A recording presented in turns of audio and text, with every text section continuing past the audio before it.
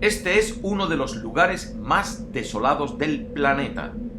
Es el país menos densamente poblado del mundo. Aquí, cada pareja tiene para ellos 1 kilómetro cuadrado de tierra. Es difícil de imaginar cómo una nación tan despoblada pudo llegar a crear el segundo imperio más grande de la historia de la humanidad. El más grande si hablamos de imperios continuos, es decir, que abarcan una extensión de tierra sin separar. En su apogeo, el imperio mongol acaparó el 22% del territorio del planeta. En episodios desconocidos de la historia, hoy te resumimos la historia del imperio mongol, su expansión y su decadencia, y te contamos un detalle de esta que seguramente desconozcas.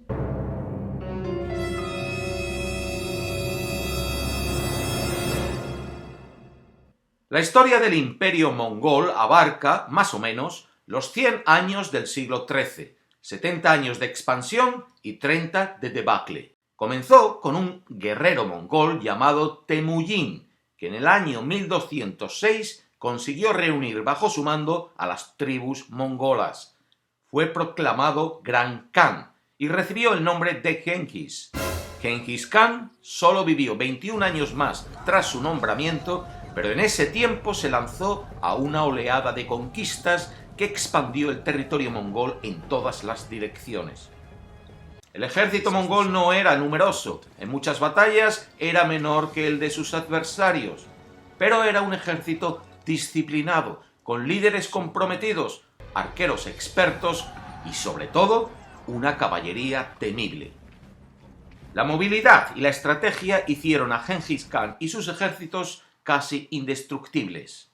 Los mongoles supieron adaptar su sistema militar a su estilo de vida nómada. Allá por donde iban, asimilaban tecnologías locales para atacar las fortificaciones a su paso. Incorporaban a sus estructuras de mando técnicos expertos extranjeros. Eran tolerantes con las religiones de los pueblos conquistados. La mezcla de culturas que propició su avance dio lugar a lo que aún hoy se conoce como paz mongola.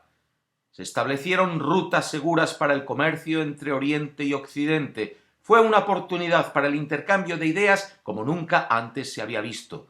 Los viajes hacia el Oriente de misioneros o comerciantes como Marco Polo no habrían sido posibles sin esta estabilidad que proveía el imperio mongol. Así de grande era este imperio en su apogeo en 1279. No creció más porque cada vez que había que elegir un gran khan, los líderes habían de regresar a su tierra para reunirse. Eso salvó a Europa en 1241. Los mongoles ya habían devastado Polonia, Lituania, Hungría, Croacia y Bulgaria, y habían derrotado al ejército alemán cuando murió el khan Ogodei, hijo de Genghis Khan. Entonces, los mongoles detuvieron su avance y regresaron a su tierra para elegir un nuevo líder. Lo mismo ocurrió en 1256, cuando habían conquistado Bagdad y las tropas mongolas ya habían entrado por Siria y Palestina hacia Egipto. El gran khan de entonces, Mongke, nieto de Genghis Khan, murió, y el regreso a elegir quién sería el nuevo khan puso un freno a las conquistas. Lo complicado del proceso de sucesión y las divisiones internas comenzaron a desintegrar el imperio.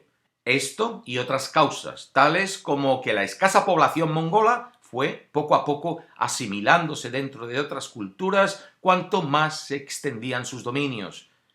Alejándose de su lugar de origen, la temible caballería cada vez lo tenía un poco más difícil. Eran muy pocos los jinetes y caballos lo suficientemente fuertes y hábiles para formar parte del ejército. El avance de la agricultura y su incursión en las estepas redujo la base económica que sustentaba la producción de los soldados y los caballos. En terrenos montañosos, donde los caballos no podían maniobrar fácilmente, los ataques mongoles, basados en la carga en masa de su caballería ligera, no eran efectivos. Finalmente, el uso de la pólvora en armas de fuego volvió anticuado el uso de las tropas de caballería. Pero mientras los mongoles galoparon en masa, arrasaban y asolaban allá por donde iban. Era casi imposible detenerles. Sus enemigos habían de buscar maneras ingeniosas de poder combatir esas cargas de caballería. Hago este vídeo porque quiero contarte una de esas maneras ingeniosas que un pueblo encontró de derrotar a los mongoles. Esta es la parte que probablemente desconozcas. Te lo cuento desde el mismo lugar donde ocurrió. Como te muestra cualquier mapa del apogeo del Imperio mongol, los mongoles llegaron a conquistar prácticamente la totalidad de China y por el este llegaron a descender hasta más o menos la mitad de lo que hoy es Vietnam. En el centro de Vietnam está la ciudad imperial de Hue, antigua capital de Vietnam.